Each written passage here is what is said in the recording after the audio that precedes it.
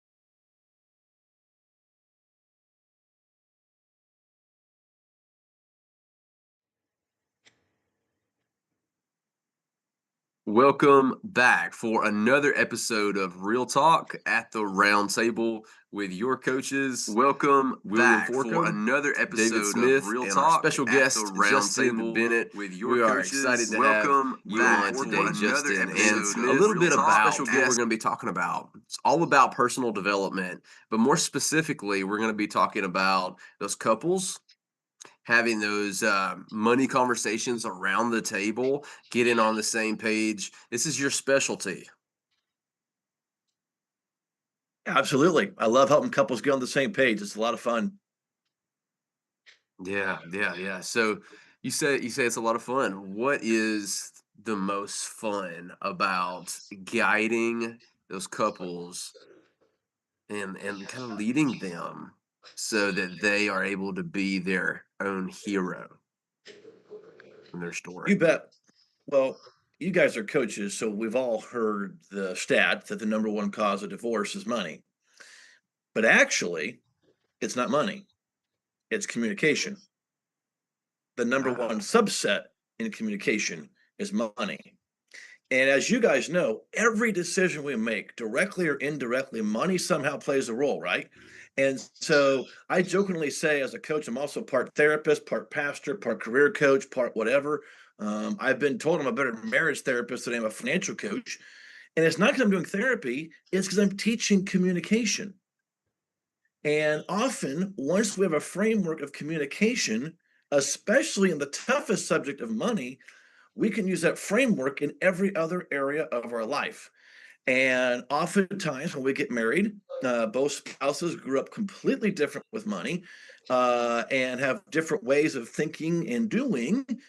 And it's cute when you're dating, not cute when you're married. And now we've got to figure out the way I explain it to my clients is we're not going to do it the husband's way. We're not going to do it the wife's way. We're going to do it your house's way. You're going to leave and cleave and make it your way. We may pull a little bit from spouse A, a little bit from spouse B, or none, or whatever, but we're going to make our own principles and choices and how we're going to do this. And we're going to start with a clean slate. Ooh. I like So that. you're calling them, you're inviting them into discovery, into Yes, creation. Oh, absolutely. good. Well, and again, I'm a huge John Deloney fan, and he quotes one of his favorite therapists that talks about we think in pictures, speak in words. Mm. Mhm. Mhm. Let me give you an example that I use all the time. So Thursdays are my busy long days, right? I get up very early, go to men's group. I coach longer throughout the day. It's my only day I do nights. And a little after 8 o'clock my time, I go home for the night. So let's pretend I go home to my wife and I ask her, "What do you want to do tonight?" And she goes, "I want to relax." I'm going, "Yes, me too. It's been a long day." So we both said in words, we want to relax. Now, here's the scene. I go down to the TV, get a beverage, turn the TV on, and waiting for my honey to come downstairs. 3 minutes go by, 7 minutes go by, and I'm like, next thing you know, I hear the water running in the bathroom. The bathtub's getting water. So I go upstairs to see my wife in a robe and a book getting ready for a bath. And I'm going, well, what are you doing? She goes, well, I'm going to relax. I go, no, we're going to watch TV together. And the next thing you know, we are fighting about relaxing and arguing why is the fork in the spoon drawer. Mhm. We spoke with words, but had completely different pictures. So now what we do is, how do you picture looking like honey? And you can use it with money. How do you picture getting out of debt? How do you picture doing a budget? How do you picture date night? How do you picture helping our kids? How do you, I mean, you can wear this out all day long, but when you get the picture, it's a lot less arguing and fighting and a lot more being on the same page and being one. I like that. So let me dig a little bit deeper on this. Please. Now you go to sit with your wife, and you're like, "Well, what do we want to do? Well, we want to relax." Um, do you describe what the picture looks like for relaxing now? Well, what ends up happening is when you see the picture, it forces a description. So now my wife will go, well, you know me, I will not turn down a good bath and a book. And I go, great, honey. How about you do that? And then when you're done, my picture is I'd like to watch a little TV with you. How about after your bath, let's watch some TV? Boom. So it's not that we can't each get what we want or serve each other. The other thing is, and one of our pastors has a framework that I really love, BAM versus WHAM. BAM is when you give someone the best available motive. WHAM is the worst available motive. I got a brand new client I'm going to start with next week. We had a consultation a couple weeks ago, and it was interesting. I mean, these guys, first time meeting them, they are fighting in front of me. I just need popcorn. I have instant entertainment. And I said, guys, stop. Do you realize you're saying the same thing? You have the same end goal. You're Mhm. just going over the top of each other. And you guys have been married long enough. You got the words. You know what words to use. If you hit that word, and then, oh, really? You're going to throw that dart? Here's my harpoon. Boom. Oh, you're going to harpoon? Here's my bomb. And all of a sudden, we got all wound up over nothing. Because I don't know about you guys, but I know with me, when I analyze the disagreements or fights with my wife the next day, I go, how do we get over here? And almost Mm, always it's something minor that then, if we allow it, it's all blown out of whack, and we bring everything you've done wrong since 1999. And so that's where I love the wham and the bam. So one of the things with my wife and I now, and it could be money related or otherwise, I might go, "Hey, that felt like you whammed me right there." Oh no, I didn't mean to do that. And it sounds cheesy, but it saves tons of disagreements that are just unproductive. And if this is mhm, all about being our better selves, it's always good to find out, hey, were you trying to bam me there or wham me? mhm. And for me to go, hey, I should try to bam my wife way more than wham because oh my gosh, she's my best friend. Why should I expect that everything's gonna be under a negative connotation? Mhm. Yeah, yeah, yeah.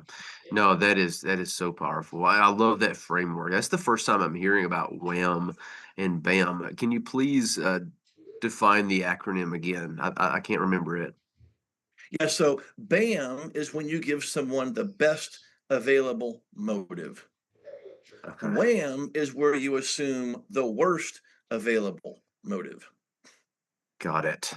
Got it. Got it. And the way that you sort of ended that, you said your wife's your best friend. Why would you imagine or kind of jump to that the majority of your back and forth has negative connotations? Yeah. Wham, wham. Um, Man, oh man, that there's just so many so many cans of worms in my mind from my own personal experiences now being opened. It's like, how many times have I assumed before? Did you just wham me? Like, did you just bam me? Like, what were you like? How many times did I just jump straight to the wham? Like, you just wham me when maybe I'm wrong, probably am.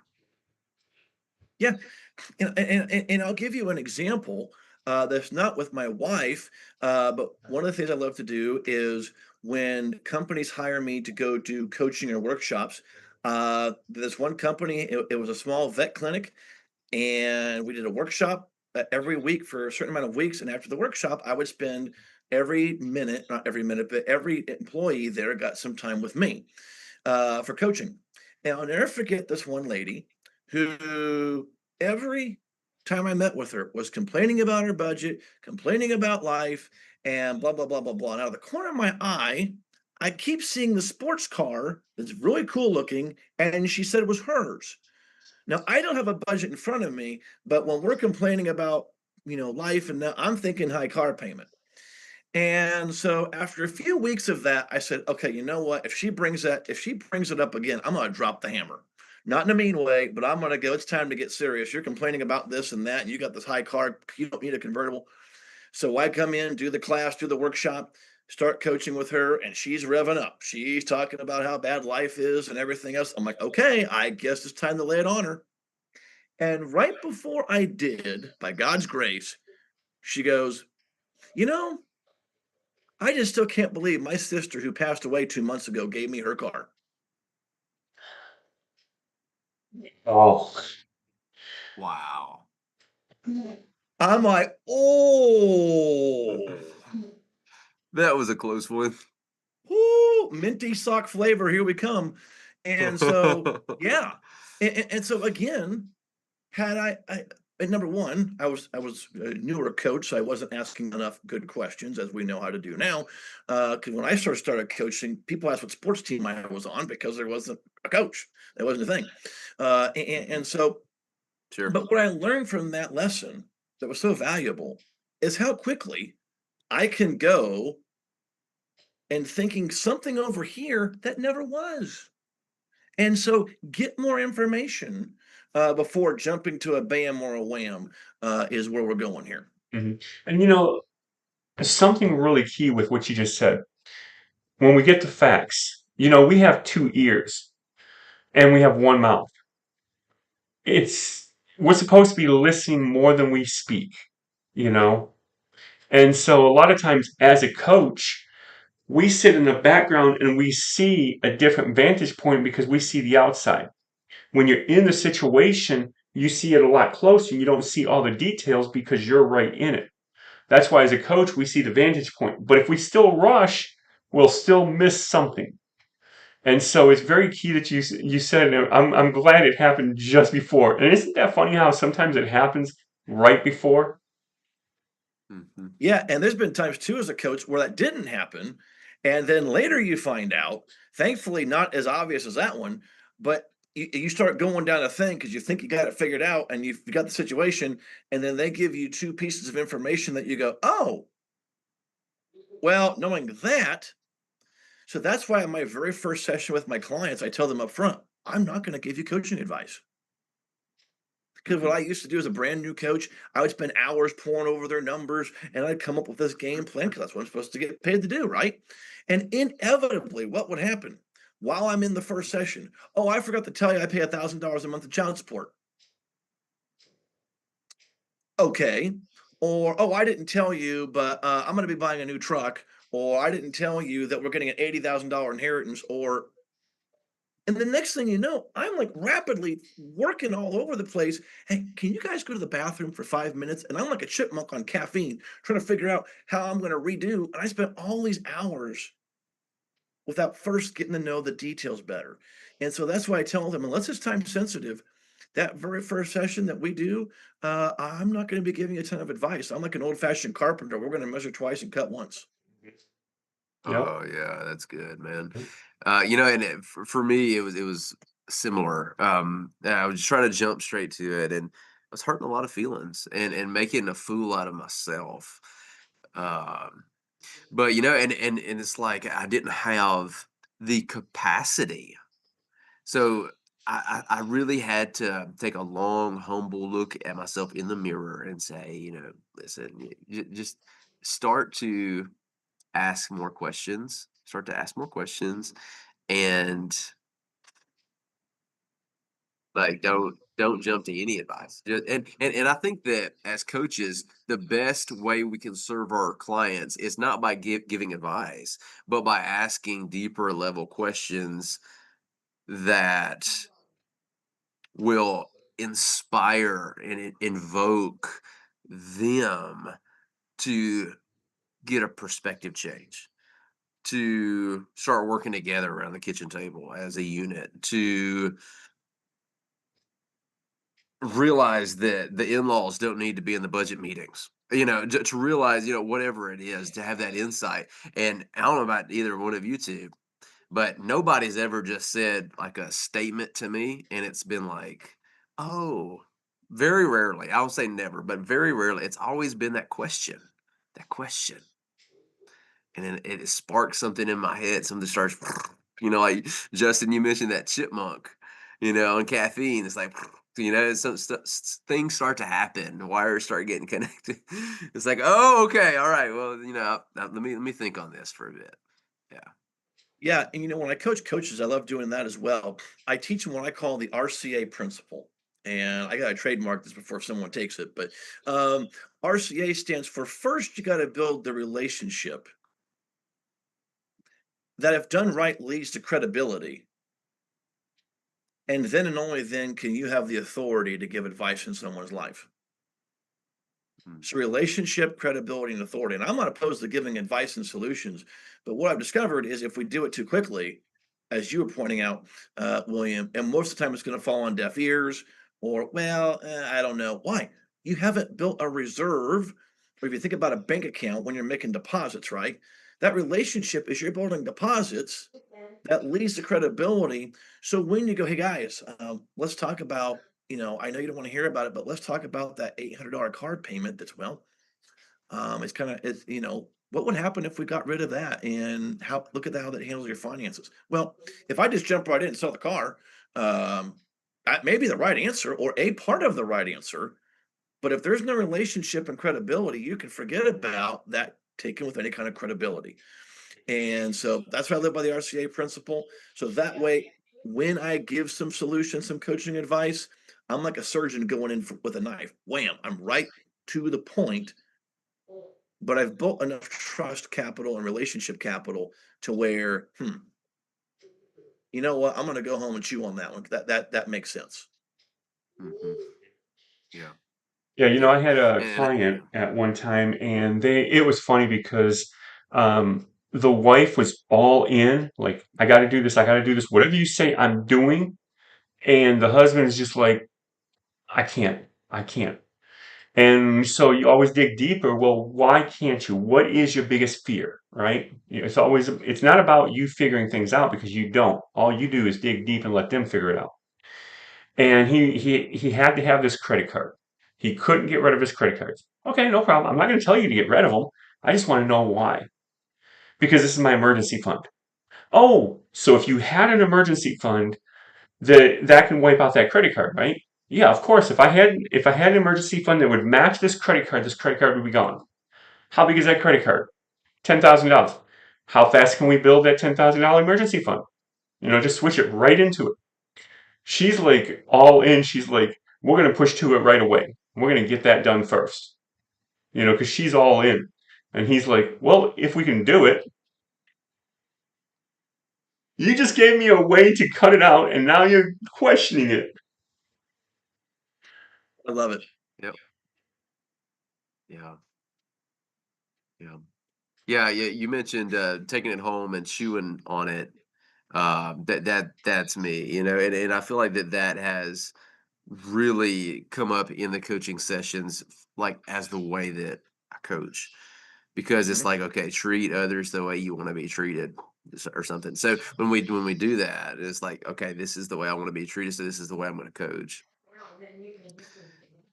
I can't tell you how many times I'll hear from my clients. It's like, I was just up thinking about this at 3 in the morning, and I just Mm. like, boom, I had a revelation. I wrote it down so fast before I went back to sleep.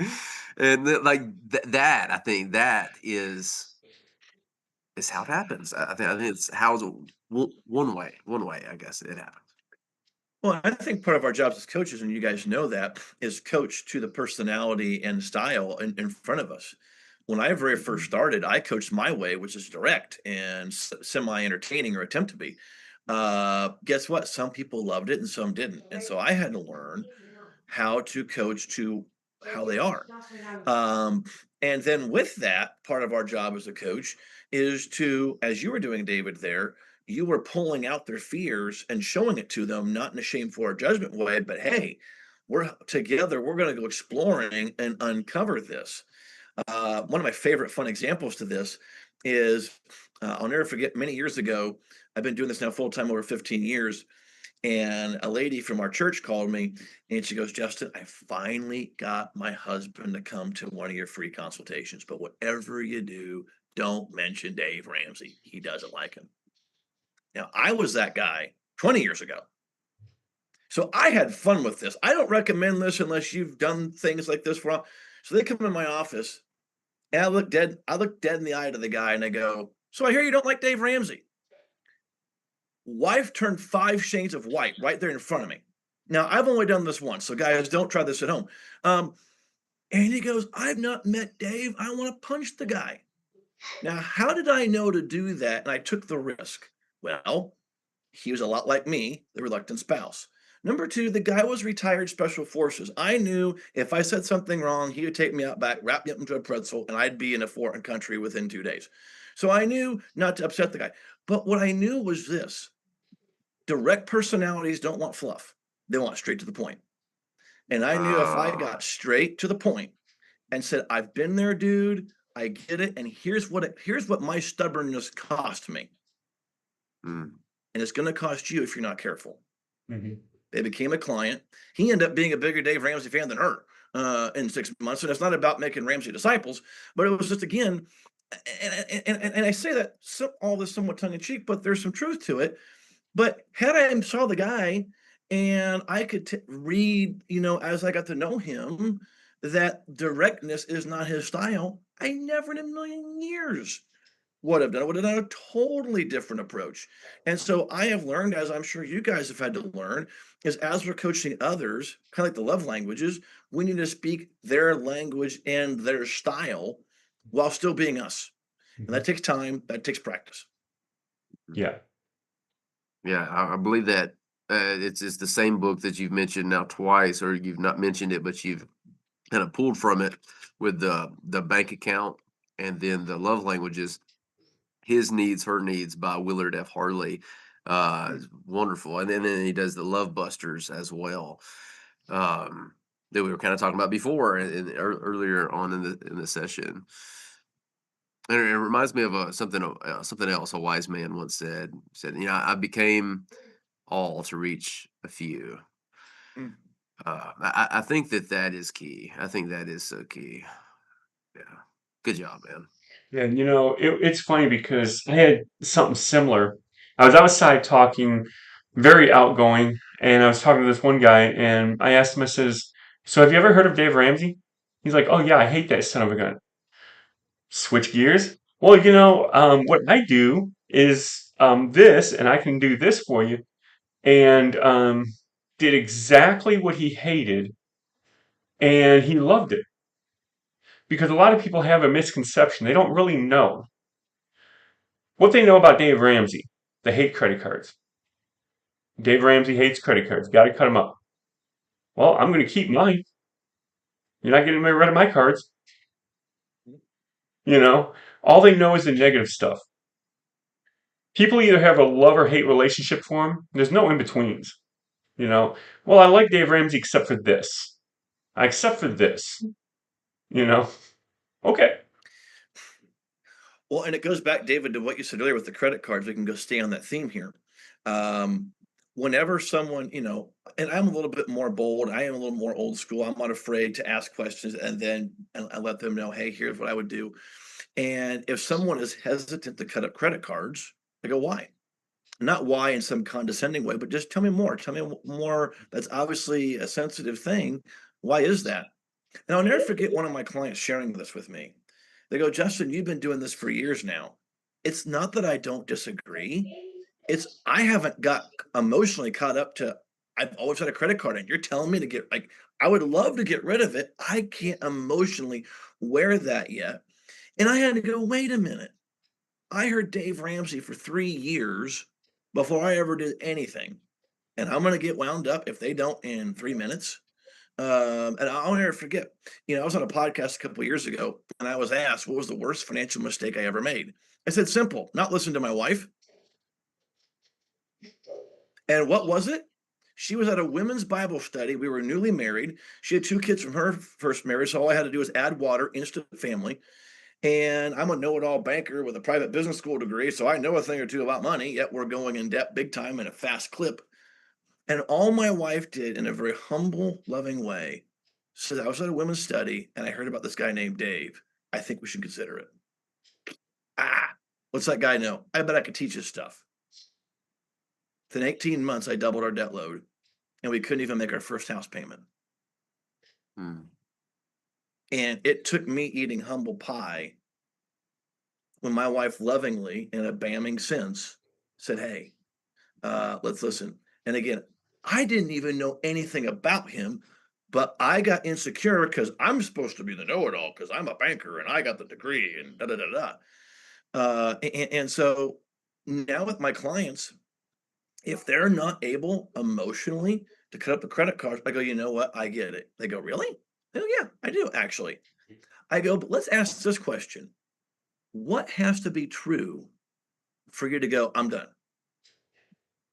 And you know what almost always happens, guys, is the bar is not that high. They usually want a small emergency fund, $1,000, $2,000, and get a couple of those small debts gone. They just want to see progress and believe it can work. And once they see it work, those credit cards are gone.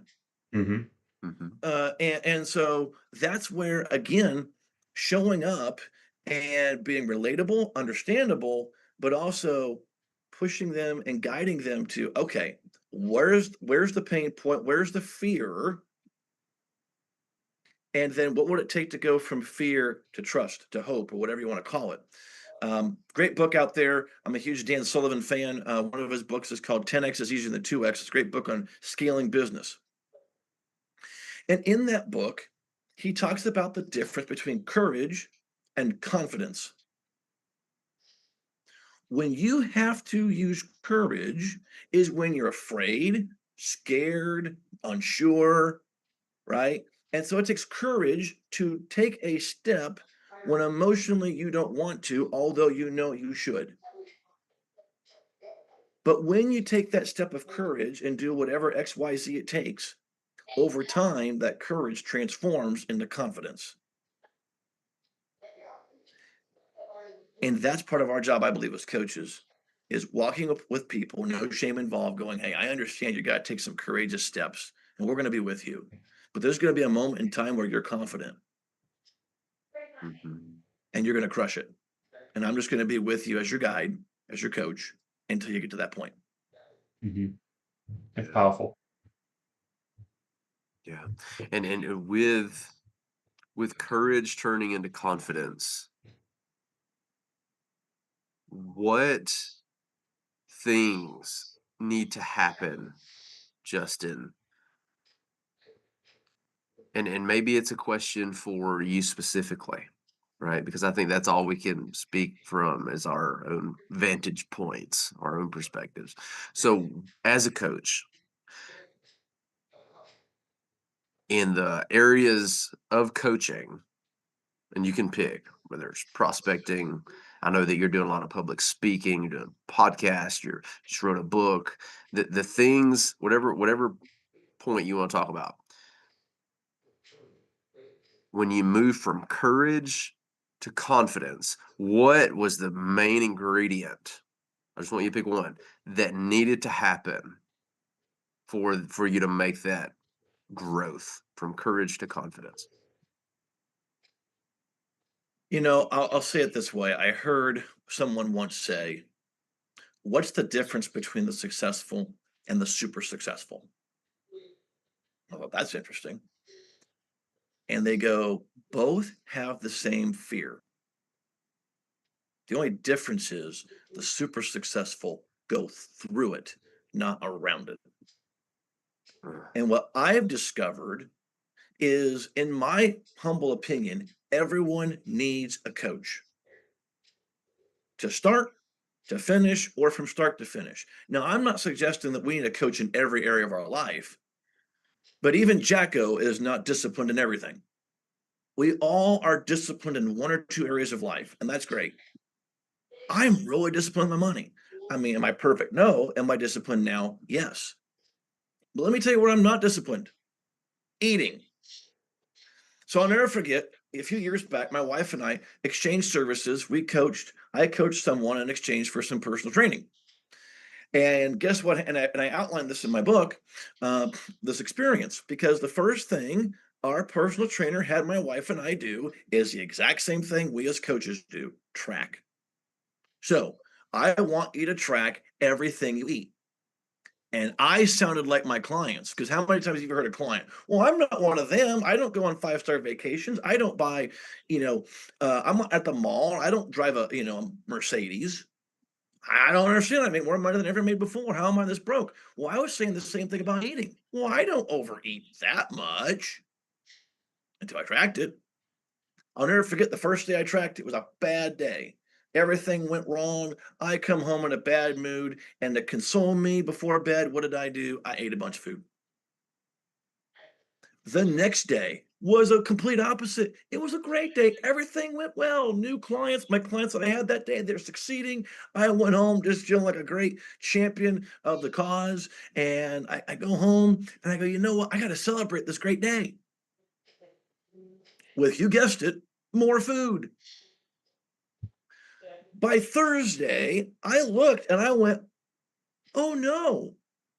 Just like my clients, I realized how much more I've been eating than I thought. Mhm. And That's perception is powerful. always more powerful than reality. And here's the thing I learned, and I outline this in my book. The first thing you have to do when you want to conquer anything is awareness. Mhm. We've got to be aware.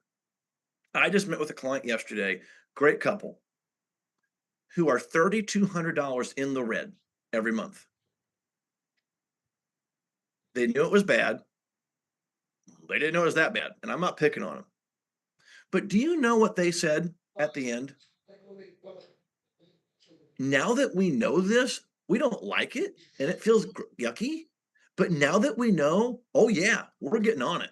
Mhm. That's And powerful. so that awareness is huge and it's the first step. There's more to go. But once we're aware fully of where we are, and that's what I could do in my life. And so what I'm getting better at, not perfect, is giving myself the honest question. Am I able to do this on my own? Or do I need some accountability in my life? Not because I'm a bad person, because I want to win. I mean, think about Michael Phelps, the most decorated Olympian. He had a coach. I mean, he had the perfect body for swimming. I'm not a swimmer, and all the gold medals. But why did he have a coach? Because he knew the coach would make him better and increase his chancing of hitting his goals. That's right. Mhm. That's powerful. And now, just to break in a little bit, um, speaking of food, I'm a fat guy. I love food too. Now, we had a comment by Jason in the on YouTube, triple cheeseburgers. I can go for a couple of those. We are at half point. And so what that means is, first of all, just to let everybody know, our sponsor for today is an ad company that's giving you double the ads. So make sure you check that out. It's in the description below. Now we're at the point where you're on YouTube. Great. Pop your questions in. Your questions will be live on the air. And we'll even mention some of the comments that you post. So this is the point where you can be active with us, and we're going to have fun with it. So you were saying, Justin? I have to first say the I love this that you mentioned, or I think it was Jason, triple cheeseburgers. If I go to McDonald's, my go-to is triple cheeseburger. In my book, Level Up Your Finances, I bring up triple cheeseburger. So you hit me right where it counts with triple cheeseburgers. And then one fun aside, I coach people both in person and on Zoom. Last week, I'm with a couple. They're kicking it, they're rocking it, and I happen to ask them, I don't even know why it got brought up. What are you having for supper tonight? I don't even know why. I don't normally ask my clients, but it just came up naturally. Mushroom and Swiss burger. I go, are you kidding me? That's what we're having. And my wife happened to come in and just happened to be in the office. And I said, hold on. And the next thing you know, we're swapping recipes for how to make the most awesome mushroom and Swiss burger. And I haven't had supper. I'm getting hungry. So anyway, I know that has nothing to do with what we're talking about, but whoever again made that comment about triple cheeseburger, you're my favorite person so far tonight. I love it. That's a good point. Well, to that, um, that's why he said it. That's why he said it. I love it. I love it. You know, the only thing that beats a triple cheeseburger may be a quadruple cheeseburger. Well, I don't know where you're at, Justin, but I was stuck over in Arizona for a little bit. And I always say stuck because if you can't take the heat, get out of the kitchen. It's so hot in Arizona, the devil himself left. But while I was there, I found this one place that was phenomenal. It was called In and Out. They always have long lines, but they always move fast. And their menu is very simple. What kind of burger? What kind of fries? What kind of drink? That's it. Now, your burger, do you want cheese or burger? How many patties do you want? Do you want a regular, a double, a 3 by 3, a 4 by 4, 5 by 5? How big do you want it? They're so simple. That's why they move so fast. You don't have somebody getting up there. What do I want? It's a burger place. Pick one. I've excuse me. I have heard of In and Out. I'm in Iowa. I've never had one. I cannot wait to try it. In and Out. We have Chick-fil-A here, and my daughter, son-in-law, and son. I have three of them now, all working at a Chick-fil-A. And you talk about wow. I mean, you are in and out. I mean, they have double. excuse me. They have double the lines, and they're just in and out. And I'm like, wow. And so anyway, no, I can't wait to try an In and Out burger someday. So I do have to mention this. Uh, Jason, I am impressed. I am hugely impressed, jealous, and all that kind of stuff. He once had a 15 by 15 at In-N-Out. Dang. And it's 15 burgers and 15 pieces of cheese. I am impressed. That's Just a saying. mic And drop right there, I think, boys. wait, he ate that all in one sitting? Yeah. Yep. Wow. Impressive, impressive. And it cost us 16.80. So wow. That's all I gotta say. Wow. That's enough to make a Baptist preacher chuckle. I love it, guys. So okay, being what Justin said, I'm with him exactly. I'm a fat guy. I love food. I haven't eaten yet. Let's get off the food. Yeah. So getting back on track here. Yeah. Okay. So what it took you to move from courage to confidence. Sum that up. Sum that up. So, give us the Yeah, I summary. mean, you either got to on your own face the fear and go through it and fail and be okay with failure because all failure is data. Mm, Or go, hey, you know what? I need to be honest with myself. I keep attempting the DIY, do it yourself, and I'm not doing it. And I'm okay in taking a few passes and DIY. At some point, we got to be honest with ourselves and go, it ain't working.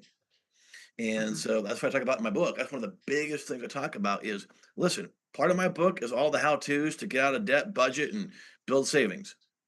But at the mhm, same time, the other half of the book is, hey, guess what? If you're not winning, there's no shame in your game to get help. And yes, I'm going to say a paid coach, but go to your pastor, go to a friend, go to a parent, go somewhere. yeah. Proverbs 18:1 says, he who isolates themselves will rebel against all wise and sound judgment. And Mm, isolation is Satan's playground. yeah. And guess what? We are good at playing the same loop over and over in our head. So to sum it up, I have no problem going through it courageously going, I'm going to attempt it on my own. But at some point, I have to go, if I'm not to a place of confidence, if I'm not to a place where I'm doing it, then I need accountability. That could be one on one accountability, that could be a community accountability, that can be whatever. And that's why I knew at the book, and I'm not trying to be self promoting, I began to tell more and more people that I'm doing it. Guess why? Because they started asking, where's the book? Because I knew if I didn't tell enough people I'm doing this, I'd find reasons why not to complete it. Because I'm a great starter, Right. You but know I'm not always a that great finisher. that is profound, and it was something that kind of came to my mind earlier when you were speaking. I was like, okay, and then you just confirmed that. I'm like, okay. Going back to eating, but really anything, but more specifically eating right now in this context. I've found whenever I'm around loved ones and they're like, "Hey," and it's like after 8 o'clock, like that's my bam, uh, my wham bam. Oh my goodness, I'm gonna have to start using. Okay, so that's my cutoff there. That's the boundary, and it's like, "Do you want this triple cheeseburger, or whatever?" I'm like, "It's 7:58. No, I can't. I can't. Let's push it off for tomorrow." you know and if I find whenever I speak it, it empowers not only me to stay true to the boundary, but it also empowers others, because Hmm. it's like, okay, why is Will's boundary that? Everybody knows, and really they just want to connect with me. They just want to have fun, right? And I do too. It's like, well, how can we still accomplish those two things, connection and fun, without sacrificing the cow and getting the high blood pressure and the heart attack and the obesity, right? I mean, how can we we do that? Right? Well, and going back to married couples where we started this interview in the beginning, is well, I find out what are their non-negotiables. So often I'll meet with couples who go, hey, one of our non-negotiable is date night. I mean, we'll Mhm. do a budget, we'll get out of debt, but we're not going to sacrifice date night. I go, great. What does date night look like to you? And I tell them that because I'm going to agree with you. I think date nights are important. I think you should, Yeah. weekly preferred. Mhm. But that doesn't give you a license to go crazy if we're also serious about getting out of debt. So, what are some ideas? What are some things you could do low cost or free to still have that date night? And if they're stuck, I'll go, well, here's some things we did. We got on a lot more walks. Go to the park. If you want to have coffee, back in the day, McDonald's, going back to them, they had dollar coffee. Was it our favorite place for coffee? No, but we could afford it, Mhm. and we got out of debt. Now we go to coffee wherever we want. And I'll tell you a fun little aside. We got out of debt and we said, let's go back to McDonald's for nostalgic purposes. We had a couple sips and go, yeah, we don't need to do that again. We'll keep to where we're going.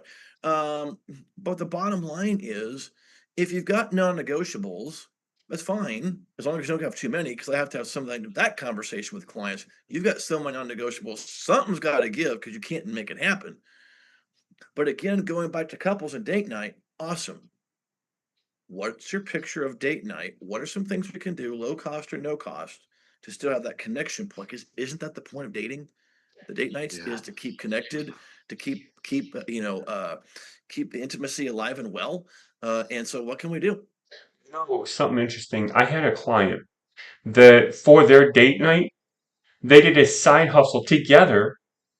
They delivered food together as a date night to get away from the kids.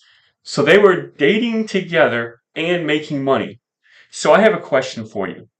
Wow, Getting that's back a awesome. little bit past when we were talking about different things like that, what are some mantras that you use in your life and coaching to motivate when things are getting challenging?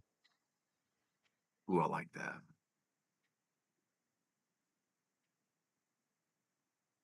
It's interesting with debt as an example. I tell my clients there's only one mindset I've learned that works if you truly want to get out of debt. And I had to adopt that mindset, and that is to never surrender to debt again.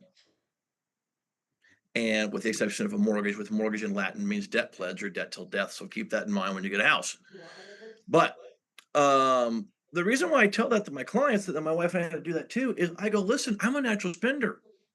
Had I been okay with a credit card, I wouldn't go to debt today. Hmm. Because I can Mm, promise you, when the car broke down, I wouldn't have been creative, mhm. and found other ways. So, that's an example financially. But the other thing I try to do is when things get challenging, I do one of two things. I either try to go back in my mind and go, where were other times that were challenging that we overcome? What were the feelings we went through? What were the things that we went to? That's one thing we'll do. But the other times is when I was hesitant to not make decisions. What did that cost me? Mm, And what I'll discover is, wow, when I made excuses, that cost me X. When I didn't do that decision, it cost me Y. And I don't say it in the way to shame me, but to learn and go, wait mhm. a minute, this sounds a lot like when I didn't do this and I didn't do that and I didn't do this. So, maybe I need to go to that courage step because I've let fear dictate me every time. Hmm. Or again, I'll go back and go, here's an example when I succeeded. Case in point, with a client of mine, actually, I met with him right before this podcast, um, and they're making some great strides. But for the first 6 months, they were really struggling. And I said, guys, I'm really glad that you keep coming every month. But in 6 months, we just haven't seen any traction, and you're paying me some good money to do this. I am curious, where else in your life did you conquer something hard and you're no longer struggling with that? And they both said, well, we both used to be on drugs. I go, whoa. I go, I've not been on that, so I don't know, but I heard it's hard to kick. How did you kick it? And they Yeah. said three things. One, we now have a belief in God, which we didn't then. I go, well, that's huge.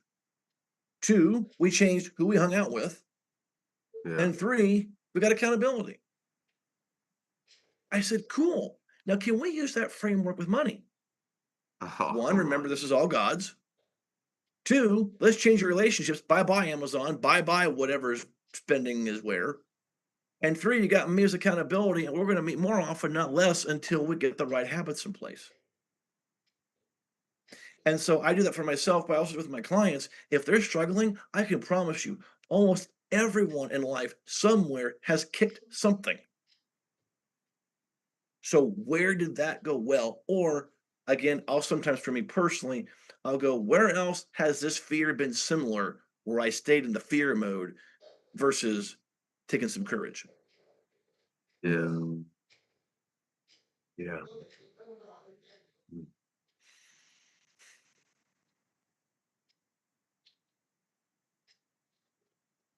Yeah, it turns out that fear mode is not fun. Um, And I don't know one mm, person that doesn't get susceptible to it. We all do. That's part of the mhm, human experience. yeah. So speaking of that, let's dig in deeper, a little bit deeper on that. We all have fear. Whether you are successful or not, we all have fear. Um, Now, buffaloes, when problems come at them, when the storms come, they run straight through it because if the storm is coming, you go through it, you through it a lot faster than if you stay there or whether you try to chase it away, right? Um, Also, there's a wise man that once said that as he was going, all he had to do was touch the water and it separated. He didn't go around the river. He didn't look for a bridge. He didn't make a bridge. He walked straight through it. We can go through those mountains. We can just move those mountains out of the way, go straight through it. Now, we don't have to have fear. We're going to fear. And after all, a dog senses fear. And when you come up to a dog, even if you're afraid, you don't show it because they're going to use it against you. And it's the same thing with people. Like if you have kids, and I know you do, they're the most innocent, honest people in the world. They see something and they're going to make known of it. What? You actually said that? Don't say that. They don't have a filter. So they just say what they see or hear. They just come out with it. It's like, whoa. So with that being said, the no fear attitude, even though we have fear, the no fear attitude, going straight at it and going through it. What's the best way that you have found working with your clients, very afraid to get them to go through that?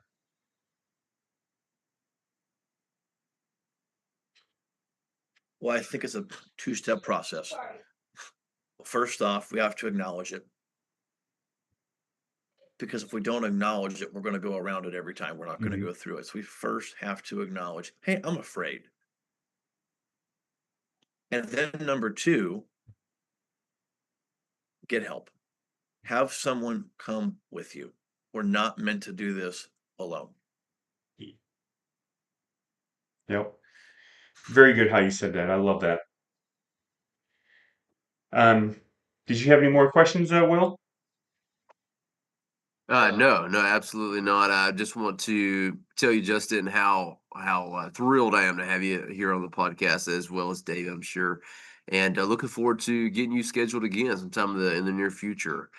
I won't be too near. We're actually scheduling that into next year, but God is good, you know.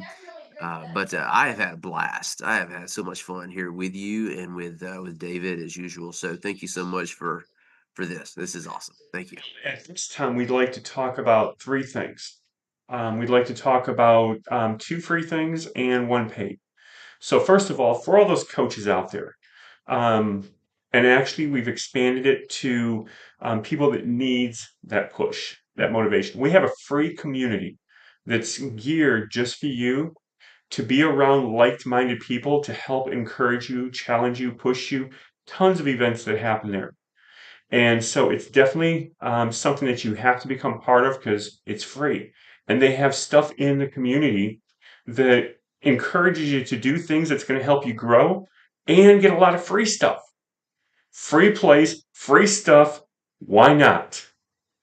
Now, speaking of something paid, we have group coaching and it brings coaching at a greater availability for you. And right now there's a special, a BOGO.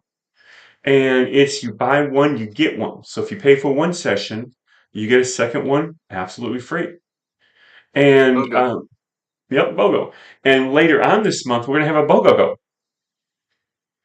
buy one, get one, give one. Still geared to group coaching. But this whole I month like is that. pretty much all about giving you more value for your being able to be coached by. Now, we also want to talk about something else, another free one. Now, because this is a podcast, and the end of this month, if you guys know about the National Day of whatever, each day we have a few national days of. And each month I go into these to find specials, to find events and different things like that. So the end of the month, don't quote me, I think it's the 29th or 30th, is National Podcast Day. So we are going to have a special podcast just for that day. And when you're in the community, you can actually join the event. You will all be on this Zoom. We're not going to separate it between YouTube and not let you be a part. This is going to be a special podcast. Everybody that comes is included in the podcast. So we're not going to have That a is special September 30th. September September 30th. 30th. Perfect. So we're not going to have a special guest because every single person that joins is a special guest. So it's going to I be a like that. unique one, and it's because it's a National Podcast Day. Now we have a very special, awesome announcement, and we're going to let Justin bring that to us. Awesome. Well, first off, David and William, thank you for having me on. It has been a blast. And we covered a wide range of topics from money, couples, cheeseburgers, who knew, right? And so, I want to tell you, as I mentioned before throughout the podcast, I'm now an author. I debuted a book called Level Up Your Finances. You can go to levelupyourfinances.com, where we have a book, all formats, hardcover, softcover, audiobook, ebook. You can find it on Amazon, anywhere where books are sold. I read the book. So if you need material to sleep, get the audiobook. And by about, I don't know, 2 minutes in, you'll be fast asleep. No. But but the bottom line is this: I wrote this with people who have tried before and failed in mind. No, you're not a failure, but you've tried. So, yes, there's some how to's, but the reality of this book, I used a lot of coaching stories, and I've been blessed to coach over 1,000 households, a variety of income and places and spaces to give you hope, and encouragement. And so there's free resources on the website, by the way, of levelupyourfinances.com, or go get the book. And guys, if I can, I want to share one story out of the book. My wife always says there's stories for everybody in the book, which is on purpose. And I'll never forget this. It actually just happened yesterday. I had one of my clients tell me their favorite story from the book that came from another client, which happened to meet the same day. So I got to tell them, hey, a client said, thank you for letting me put your story in the book. And here was the story. I met with this couple for a consultation. Like most of clients, deep in debt, couldn't get on a budget. We're not on the same page as husband and wife. And in the consultation, I don't know what I said to trip up the wife, but she's like, never bring up budgets again in my presence. Isn't that why you came to me? Like I almost fired them from the free coaching session. And I didn't, thankfully, and they hired me.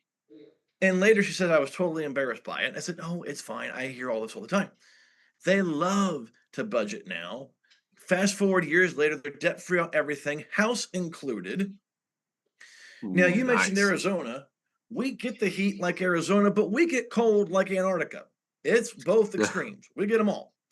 And if you're in the Midwest, you know, in the beginning of the year, it is easy to get the Midwest winter blues because the wind chill can get like -60. It is, you just shouldn't go outside. And it was one of those days where I met this same client who's now debt free, doing well. And I could tell my client was in a Midwestern blue mood. And I said to the wife, I go, hey, remember what's in your budget that is your favorite hobby? She goes, oh, yeah, my garden budget. I go, yeah, and you're going to get to garden in a few months. You know, the old saying, turn the frown upside down. You saw her grin from ear to ear. So get the scene.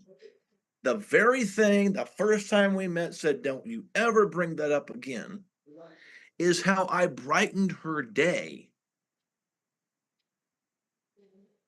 That's the power of getting on a budget. That's the power of getting organized and getting aware. And so again, William, David, thank you so much for having me on. It's been a blast. Any final comments, Will?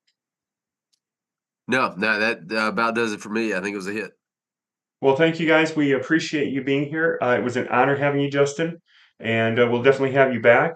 And thank you, everybody, for viewing in. It was a blessing having you, and you're going to enjoy what's coming next. And we'll see you next time.